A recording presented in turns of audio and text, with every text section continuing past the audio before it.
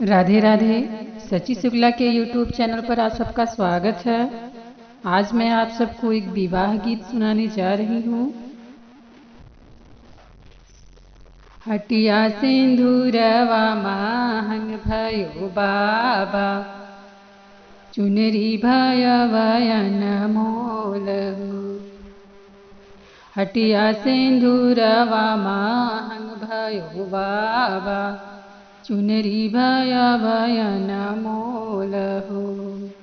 वही रे चुनरिया के कारण बाबा, छोड़ब मैं देश तुम्हार हो।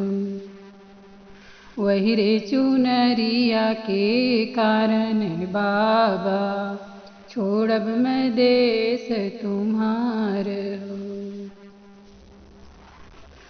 बाबा ने दीन्हा नौ मन सोनवा, मैया ने लहर कटोर हो।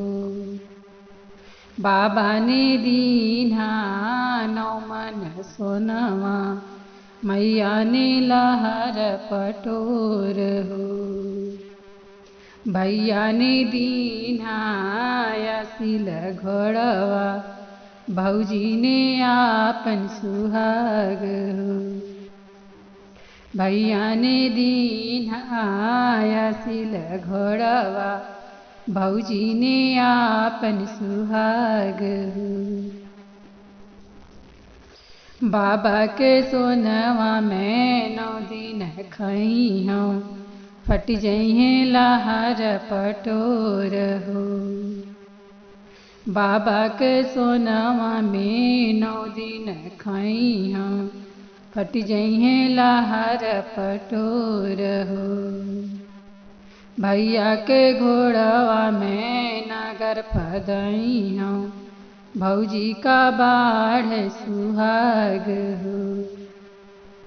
भैया के घोड़वा में नागर फदई हूँ, भौजी का बाढ़ सुहाग हो। हटिया सिंदूरवा माहंग भयो बाबा, चुंदरी भैयन मोल रे।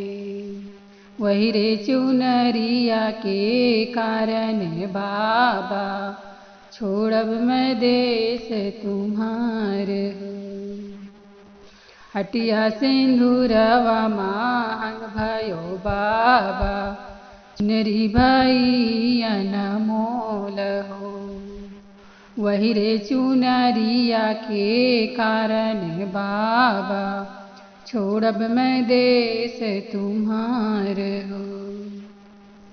अभी तक चैनल को आपने सब्सक्राइब नहीं किया है तो प्लीज़ सब्सक्राइब कर लीजिए, ताकि गाए हुए गीत आपके YouTube पर नोटिफिकेशन में पहुंच सकें और घंटी दबाते ही आप गीत सुन सकें।